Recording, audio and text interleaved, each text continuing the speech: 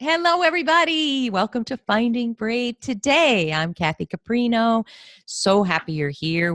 I think this episode is going to be maybe after my 100th episode, but whatever. How exciting. And I hope you've been with me this whole Finding Brave journey. I've loved hearing from you and hearing everything that this is unlocking in you about how to live a braver, bolder, more joyful life. And our episode today is no exception. I am so thrilled to have our guest, Illana Raia. Hope I got that right. Got it. Oh, good. And we are going to be talking about, it's all about how we can raise our girls to be the powerful. Well, I'm not even going to put words in your mouth, Illana. You're going to tell us exactly what it's about. But we were talking earlier about how a lot of us in this space are coming at different angles of the same outcome, which is how to live bravely, how to be your highest self, how not to shy away from who you really are, how to speak confidently, and how exciting it is that you are working with girls, middle school and high school girls, to do just that, right? That's your world Exactly. now. So everyone, let me tell you a little bit about Illana, which is you are the founder of Être. Yes. That's the French way to say it, which means to be, right? Yep. And it's a mentorship platform and a training platform, I think, for girls. But hmm everything, and you have a wonderful new book out, but everything you teach, I think anyone who works with young girls, who parents them, who mentors them, who coaches them, who intersects in any way can learn so much from what you have to offer. So Oh, let's thank let's you. dive in. Thank you for being here. So let's just start with, I love everybody to talk about kind of the mission about why they do what they do and how that spark started. Can you tell us how? Absolutely. And thanks for having me. Oh, I think brave should start early. So I think if we're finding brave, we should find it early. I started this. It was a very unexpected project. I have to say, I was a lawyer for a long time, wow. and I loved being a lawyer. What And kind of when law? What kind of law? I did corporate law, Corporate law. mergers and acquisitions early on. Wow. And then I helped my law firm also build websites inside to track our own data and interest, which is exactly as nerdy as it sounds. Wow. But it helped me build the website I built for Être. So it's funny, but I don't think I could have done it had I not had Wow. that experience earlier. Did you But track the data yourself or did someone else do that? well, they have a rock star Wow. IT team, but we were Wow. building websites to Huh. sort of mine the data and leverage the information that the law firm had. And they called it knowledge strategy. And I really do feel like Être is knowledge strategy for girls, Oh, I love it. because I'm trying to highlight the best resources and these role models that girls need right now. What can Yeah. they leverage to make an impact and springboard the interests that they really have? I love So it. it's, Can you do yes. this for me? Mhm. I write on Forbes, as you know, and often when I'm sharing a problem, I have to give data about why this thing is a problem. Right. Otherwise, people really don't believe it or, Yep. show me. I bet you have slews of it, but can you take us from the ground up why we have an issue here, what we're doing, why we're trying to teach or help or support or mentor girls, what's going on that makes this necessary? Absolutely. The why is a different issue, and it's, I think, the more important issue. But the data absolutely reflects that by middle school, girls are losing confidence in a number of areas. Mm. That the Confidence Code for Girls, which is a wonderful book that's been out for a bit, tracked a number of girls between the ages of 8 and 14. And what they noticed was that between those ages, girls' confidence was dropping by 30%. And Between that 8 and 14, and you said? 14 years Wow. old. Their Yikes. confidence was dropping by that much. The Women's Sports Foundation did a similar study in athletics and noticed that by age 14, again, girls were dropping their sport at twice the rate of boys. And yet, all of these are girls that prior to these ages would find themselves and describe themselves as super bright, great at all these things, STEM, sports, love their classes. And something happens when they get to that crucial age where they're less likely to raise their hand, or maybe they opt out of a harder math or science class, or they don't try for that next level soccer team. And the whys are numerous. And, some of it could be peer pressure, some of it could be social media and that curated perfect world that they see. Some of it could simply be that they're not being encouraged in the right Right. way, or they're being underestimated a little bit. But the numbers are there. And it was a big reason when I started to think about mentorship, I didn't want to aim it at high school or college.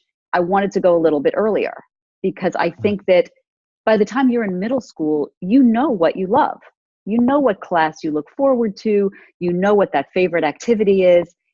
And why shouldn't you stick with it?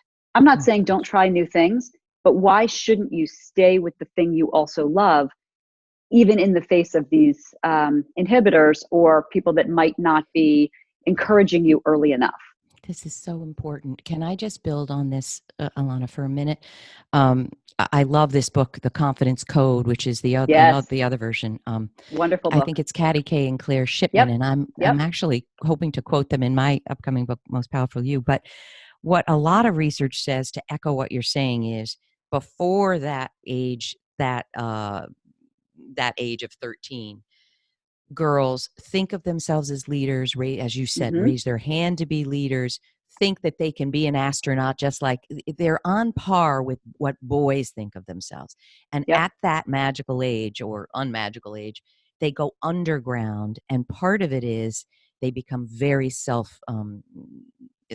don't want to say absorbed, but concerned about body image. Right. Yes. And I do think that I don't think we come out of the womb like this.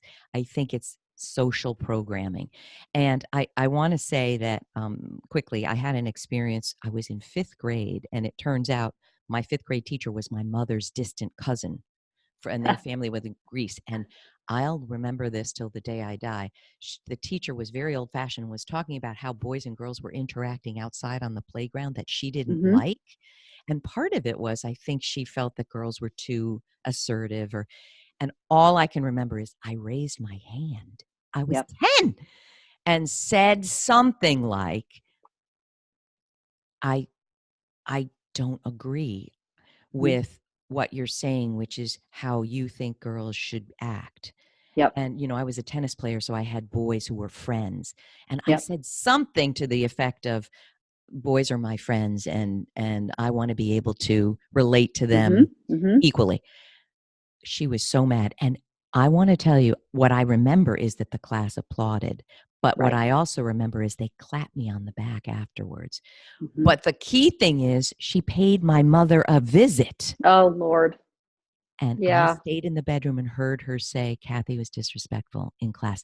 And I want you to know, people, do you think that she would have said that if a boy had said that? Right.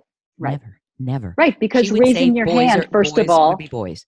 highly respectful to be raising your hand and then respectfully saying that you disagree, advocating for yourself. And, the idea that we are raising girls, Reshma Sajani talks about it in another excellent book, Brave Not Perfect. Right. And she's got a great quote in our book too, about the fact that we are raising girls to be less risk tolerant than we are our boys. It's And true. we want girls to be brave, not perfect. And we want them to raise their hand. And I say it all the time to my girls, that I want you to raise your hand instead of lowering your standards. And Oh, I mean that across a that's variety a of great point. ways. Whether you're volunteering, whether you're supporting another girl, whether you're asking that question that everyone else asks or has, but they I love it. don't have the courage to ask. Raise your hand instead of lowering your standards, which is exactly what you did. And I I love hope it. your mom applauded. I hope she did. I got to give my mother's 95. I'm going to see her this weekend. I got to give her credit. She didn't punish me. Right. I don't think she loved it, but there wasn't punishment. But as we talk, can we also flip what we're saying so that parents and mentors and anyone who works with girls can model what we're talking about?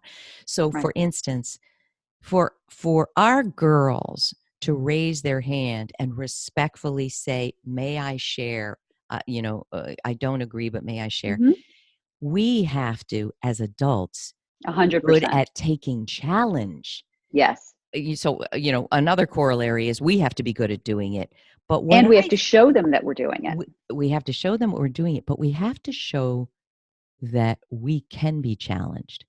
I remember Yeah. when I started becoming a therapist, I saw that I was enmeshed with my daughter, and I was enmeshed with my mother too, meaning a lot of things. I won't go into that. I talk about boundaries in another episode. But um, I finally said to her, look, I think I'm too involved in what's going on in your life, and Mm, you are more capable than that. You don't need me interesting. doing everything. So from this moment on, I want you to go butt out, mom, with your hand when you think I'm butting in. And her eyes got so huge.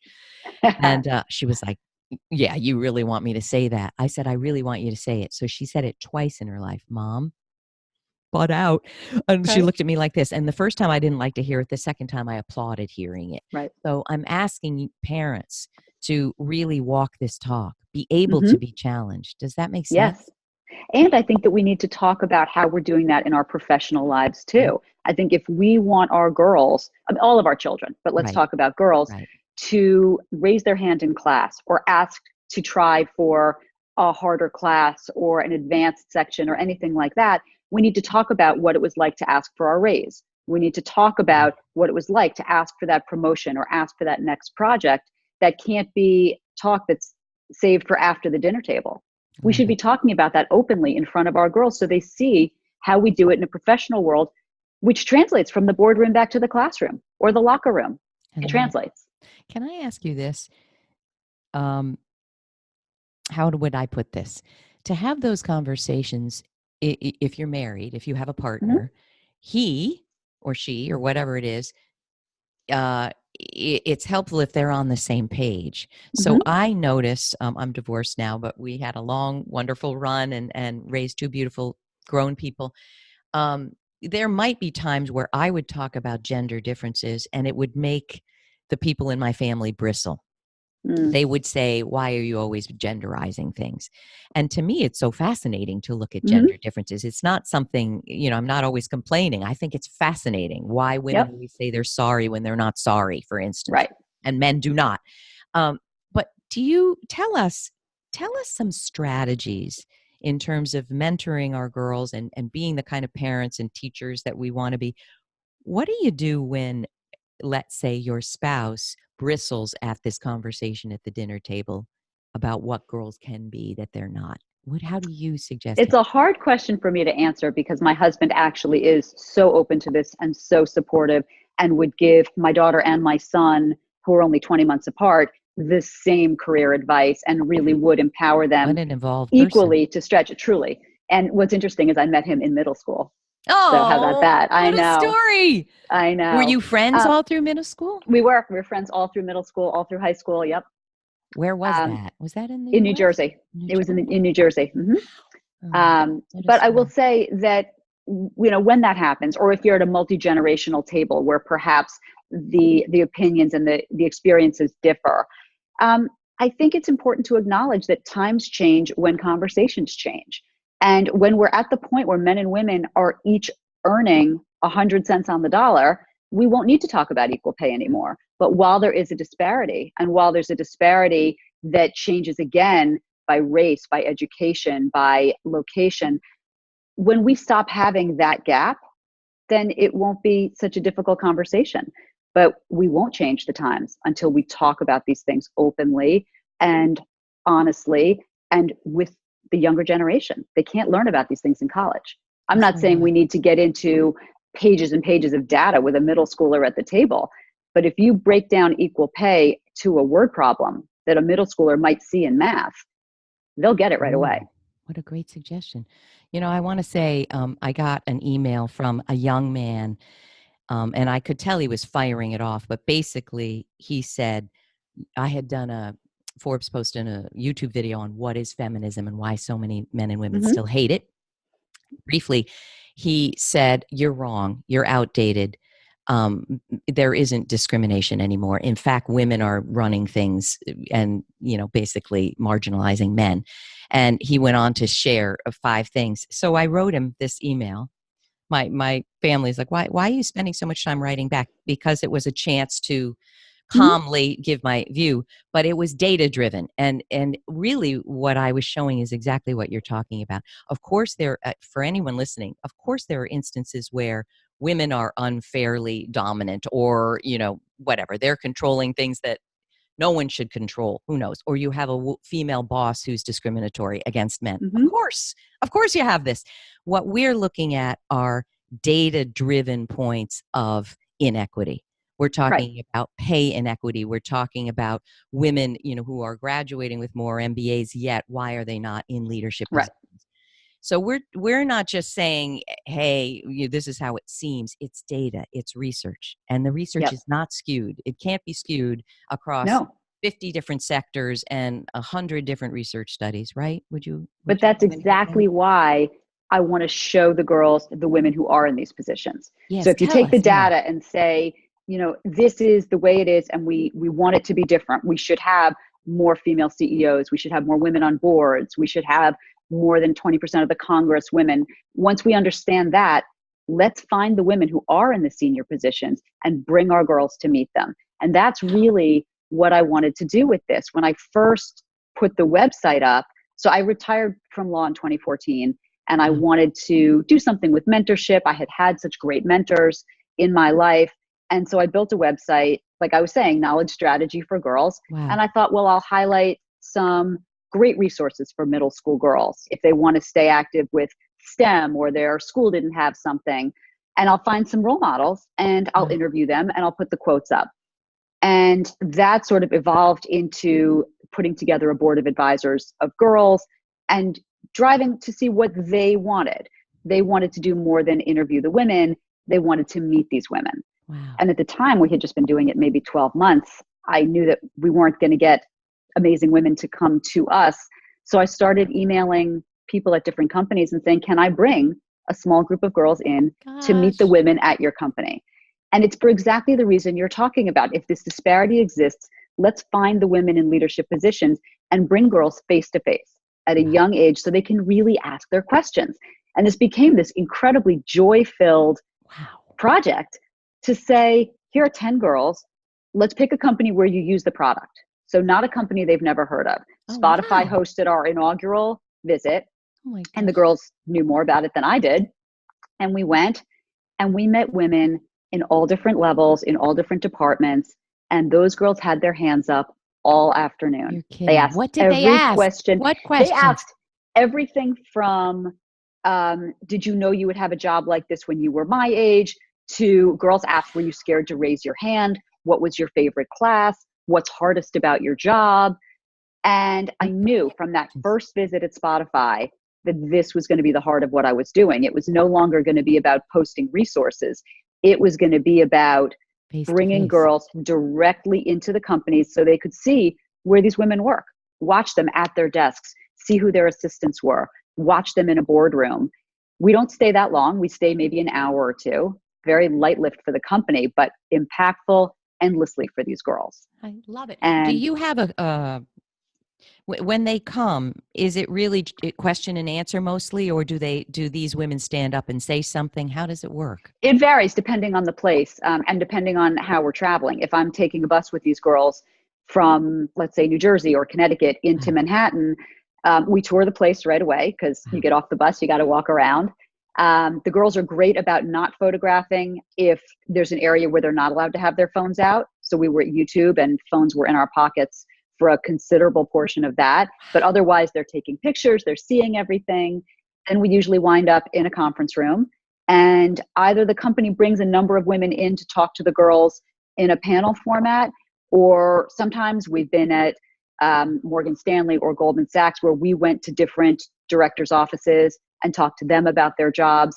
It can vary, but the girls are on their feet and moving around and really getting a sense of the culture of the company, which is important. Program. How do you choose these girls? So the board, when I said I started a board initially. Oh, I want to hear that. Yeah. So when I first had the idea of doing this, my daughter was in middle school, and it kind of got tabled until I left my law firm. At the time, I wound up taking her to have lunch with a bunch of different accomplished women who were just friends of mine because I felt like she wasn't seeing enough female role models. Wow. I felt like she didn't know what I did every day, and she'd never had a female pediatrician or a dentist. And I just somehow felt like I went to a women's college. I'm a very enlightened person. How am I not showing her this enough? And then I wanted to expand it when I stopped practicing law. So the idea of forming a board was important. I no longer had a middle schooler. So the girls, initially I had about 10 girls. They were daughters of friends, or one of them would tell another friend. But when I started doing the visits, it grew exponentially. I have 70 girls on my board now, all of whom inform every single thing I do. So how do you do that for any entrepreneur, anybody in a business that, I'm always saying, when you're making a big decision, ask the people you Yep. serve. So Don't once try a to month. figure it out. Yeah. Well, how do you do that? No. So once a month we don't meet in person because the board members are all over the country. Wow. Once a month I send an email out and I give them a little update as to what we're doing. We interviewed this person. We went here, when we were working on the book, here's where we are with the book. And then I ask 5 to 10 questions, and the answers to those questions drive every single thing we do. I don't want to take them to a company they're not interested in. I don't want to interview someone where they don't have a lot of questions that are relevant to their age. So if I say, oh, we're going to interview an astronaut, what would you ask? They all send their questions and I pick from those questions, and that's what I use. So when I'm interviewing women, they're not my questions. As fascinated as I am by these women, these are questions from the girls, or sometimes they'll conduct the interview too. So the feedback is really very, very direct. Wow. And so then in terms of the lunch and learns, the more active we are on social media, the more one girl tells another girl, oh, we're doing this. They email me directly. I want to go on this one, or is there a space for this one? I try to keep it very diverse. I don't necessarily want a group from all one school. I like to mix it up. I like girls that don't know each other. I want girls from different backgrounds and different ages, because I think it makes the conversation in the conference room more dynamic. How fantastic. And, just everything you're describing is also showing how you are demonstrating a respect for young women. Yeah. You're having them inform you. Sure. Well, this is for them. The access, I'm nothing more than the springboard to provide them access to these women or to put them in the door of the company. How the conversations go is up to them. How they focus on a particular topic. I was fascinated. We went to Google and I had so many girls asking, did you like math when you were my age? Were you scared to raise your hand in math when you were my age? And to their credit, these women, one after another, said, it wasn't my favorite subject. Or I loved science, but I was intimidated by math.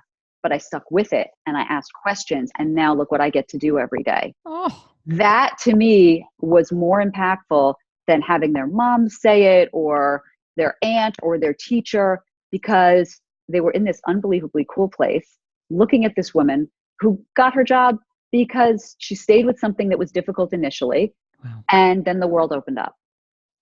How incredible. So there's two paths I want to go down in our time together, remaining time.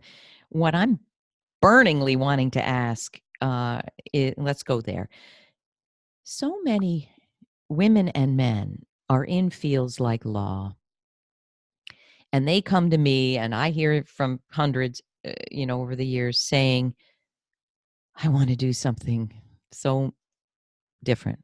I want to do something of value, of meaning, of purpose, but I make a lot of money. I have a big house. There's no way. I'm scared of money. We need the blah, blah, blah. I'm taking care of a million, I call them excuses. Nobody wants to hear that they're excuses, but they're excuses. I know because I made all of them. Can I just ask you for a minute for a detour? How did you, I'm guessing there might've been a little fear to give up your law practice, your work in law. How did you, what was the journey from the moment you said, maybe I could do something, to this? Can you give us some of that? Absolutely. I was not at all unhappy at my law firm. I loved my law firm. I know how unusual that is to say. Yeah, kind of unheard of. Yeah, for women I loved in it. law. And it was a big global law firm, and Wow. I was there a long time. And it just was terrific. It was a growing place for me. It was a very forward-looking company. And the things I got to do there, for me, were very creative and so interesting that I loved it. Wow. When I felt like it was time to leave, it was just this feeling that I don't think this is the last job I'm supposed to have. I'm And supposed so to it, have. yeah, it didn't come from an area of dissatisfaction. It just came from a what's next. And it was tied into my kids were going off to college, and there was just a new chapter that was starting. And the department that I had been in was built and humming along. And I just felt like it was going to be an okay time to do it. And I had been to Ariana Huffington's Thrive conference in 2014, I was there which too really, with see, who co-hosted it. I've interviewed her too. Oh my God, I can't Brigitte, remember. is that her name? Yes.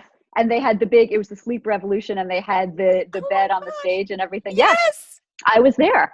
And oh, so you're going to like this story. So I, it had really been interesting for me. And she had said something important, which was you can accomplish something by putting it down. You can accomplish something by saying it is time for this to stop and something else to start. And Wow. that helped in my decision. And so when I then launched the website, which I was petrified to do, Were like I you? said, I did not have a strong tech background. So I built this thing with a drag and drop platform. It was as rudimentary as it could possibly be. Wow. And I sent the link every day to someone I didn't know saying, I just did this. I'd love your feedback, good or bad. I'm new at this. Tell me what you think. And I sent one email to Ariana Huffington What? saying I had been at your conference. Well, I'm fearless about it and I had nothing to lose. It was a free Wow. website I was trying. And she wrote back almost immediately What? saying, I love what you're doing. I'd love for you to write for Huffington Post. This is when she was still there. We'd love a video of you with these girls for the Talk to Me series. And Holy cow. that took away a lot of my fear. That because it came so early, you know, they said send a logo. We didn't have a logo. I took a screenshot off the corner of the website. But the fact that she liked it, the fact that it resonated with her on some level made me feel like this is very, very scary and a very public thing I'm doing, which was new for me. But she gave me the courage, and starting to write for Huffington really gave me the courage to explore these issues and try breaking down big topics Wow. for girls. Questions, because I want to break this down for everyone listening. And what goes off in my mind is, well, yeah, sure, you got Ariana Huffington to say something good about you. That because people are looking for why they can't do what you did, why they can't do what I did. So I want to break things down. First of all, I'm Mm-hmm. interested. Why did you not hire someone to do the website? It sounds like what you were afraid of how the website looked, not I was not that you worried were it doing wouldn't. it. I was worried it wouldn't have all the capabilities and the bells and whistles that perhaps it should have. I didn't hire anyone because I didn't really tell anyone I was doing it in the beginning. Interesting. I put this thing up on Mother's Day of 2016 because I knew it would be a day everyone would be on email and checking Wow. things, and I just figured it was good to put it in the traffic. But I hadn't told a lot of people. I had sent Hmm. screenshots to maybe 20 women who had really great jobs and I thought might give quotes and I thought would like the idea of the mentorship. But it had been a fairly private thing in the beginning. I have to say, I would have done it even if someone like Ariana Huffington hadn't responded. If I had never heard from her, I fully believe I would have stayed with this. Great. And so if you're talking about other adults who want to make a change, who want to find that brave and make that shift, I think do it. I think you have very little to lose. If it had been awful, if everyone had responded and said, this is a ridiculous idea, or if they'd said there are 900 others just like it, the time has passed, I hopefully would have tried to find a fresher way to do it, but stayed with the idea. I wanted to give back to girls. I had a network of strong women, and I wanted to have the right voice to write to the girls. So that's why I wanted to write the content on the website and write the articles. I wanted a consistent, Wow. casual voice. And I think you just try it. So I'm going to highlight a few things. What you said reminded me of something I learned from Sarah Blakely in a talk she gave years ago, Mm-hmm. which was she didn't announce to everyone what she was doing with Spanx. She started Right. Yeah. quietly, and that's what you did. And I see a Yep. lot of coaches, a lot of people coming out, and I've done the same thing. Woohoo! I'm doing this thing. um, we don't have to announce it to the world. It doesn't take you risking everything in the world to do what you No, want to do. Do it quietly. Do it on a bootstrap it. Do stay it in on your a comfort zone. stay and do in your law firm. Start Yep, a website. It doesn't take over your right. life. The So, way it grew was one person told someone else. wow. I sent it to people and said, show it to your daughter. What do they think? The girls sent it to each other. It was as quiet, whisper style, hey, have you heard about this, as it possibly could have been. And it's still growing. And It's still fairly young. you're also asking for help. If everyone would Lots of do it. that, let's stop thinking we know all the answers and let's just get curious. Oh, I love it. I love it. All right. A few other things now. Tell us more about how we can mentor the girls in our lives. What can we do? I Give think us advice here. listen to them. Don't underestimate them for a second and listen to them. If they say they love chess and none of their friends love chess and you don't play chess, let's find some clubs, some online resources, a local park that has safe play where they can explore that. I think if they're Right. expressing an interest in something, even if it's not the thing that you did as a child or that all of their friends are doing, or it's something you know nothing about, let's explore the resources. They're out there and Love that. help them stay true to the things they love right now. So I think that's one way. I think the other way is mentors don't have to be in person. You can find mentors for your children in books, on social media. It doesn't only have to be the celebrities and the rock stars to do it. If your children are interested in space, NASA has so many different social media accounts where you can follow the astronauts, see where they're going, DM them and ask them questions. Love it. There are lots Love of it. different ways to find a role model on film, and it doesn't have to be, you don't have to know them personally. I It can love that. start that way, but find the right role models for them and let them, social media can be used for good in that respect. Oh, I so agree. There's role models and they can be fictional. They can be Sure. deceased. Yep. Mentors are a different story in that, Yep. we want them in our lives. And sponsors, can I just throw out that sponsors, in my view, are high level, powerful mentors who can Yes. open doors when you're not in the room. Yes, And a we want those champion, a too. sponsor, That's it. absolutely. We But want at to, the middle school level or even at the high school level, these things can kind of compress into the same thing, which is someone who does the thing that you want to get better at.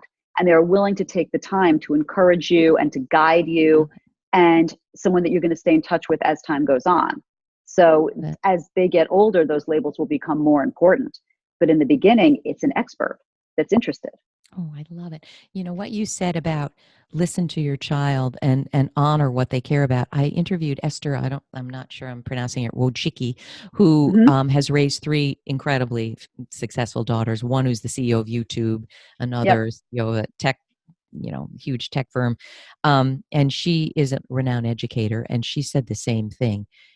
Follow their lead. And Mm-hmm. another piece of that is, say your daughter says, I love engineering, and you think that's not something a girl does. Be aware of your own gender biases. Yes. Some of the research is showing one of the reasons the girls go underground in STEM and don't pursue it are the teachers' biases. Interesting. Oh, so be so hip to your own bias. Yep. Whatever they want, honor it. I don't care if Mm-hmm. you think she can never get a career in this. Shut up. Honor, honor what your Right. child wants. And surround them with books and movies. And there are so many different forms of media now where they can see themselves in these roles. It doesn't just have to be a visit to Google or YouTube. It can be the right movie that shows So true. female astronauts, female engineers, athletes. It's there for them to see. And if we're watching it, they'll watch it. Oh, I love it. Now, what's next? So you started with this vision and you did this in 2016, you started?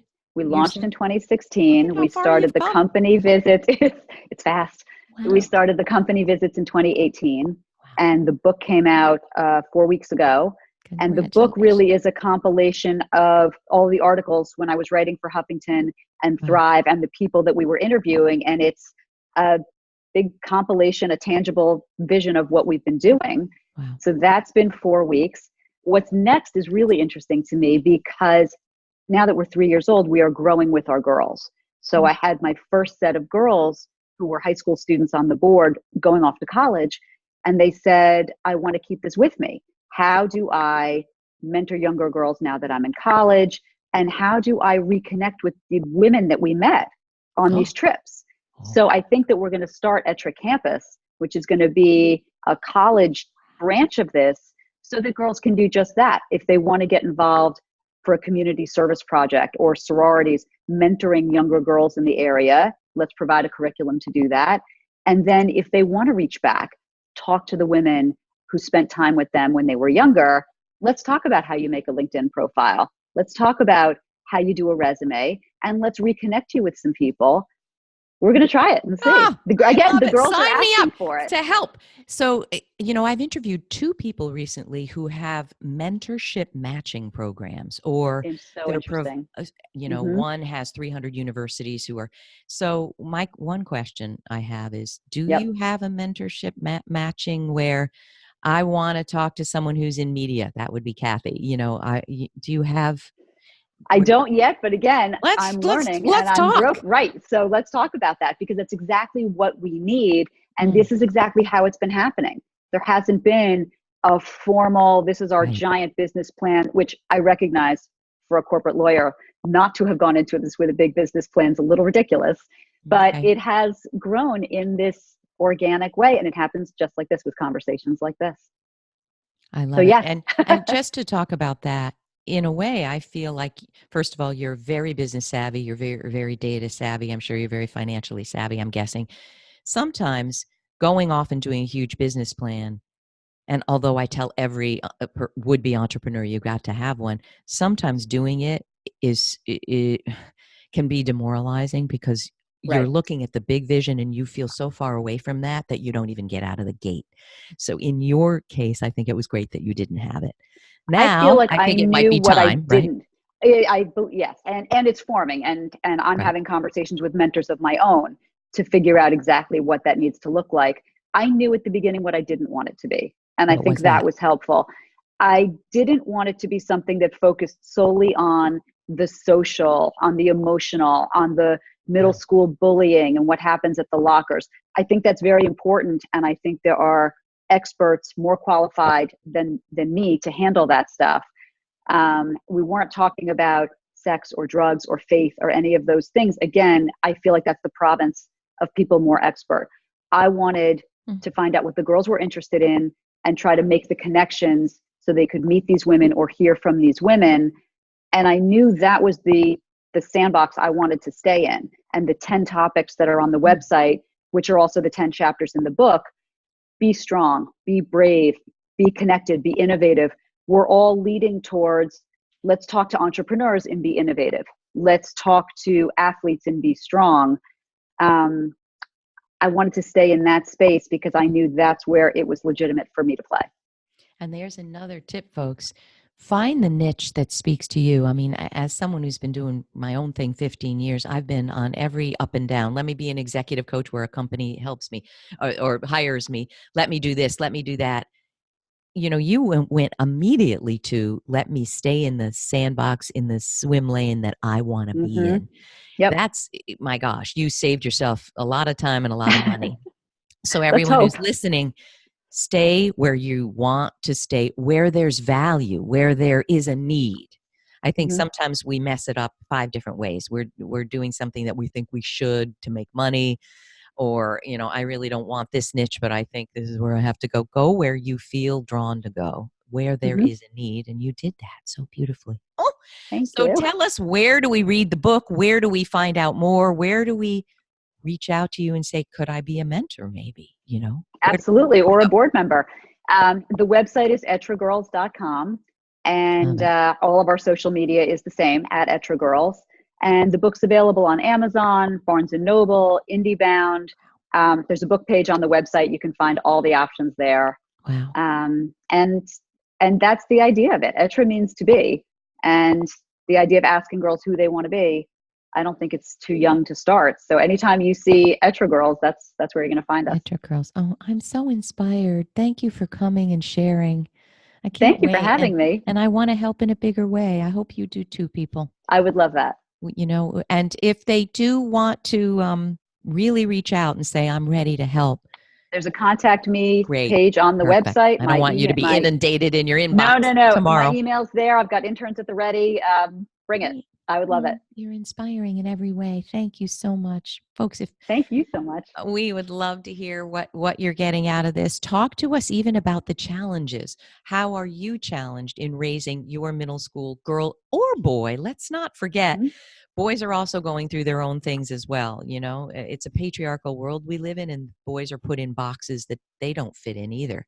So we don't mean to exclude, but what are your challenges? How can any of us help? Let's hear from you. We'd love to. Thank you so much, Illana. Thank Come you. back again. Absolutely. Everybody, have a great week, and we'll see you next time. Bye-bye.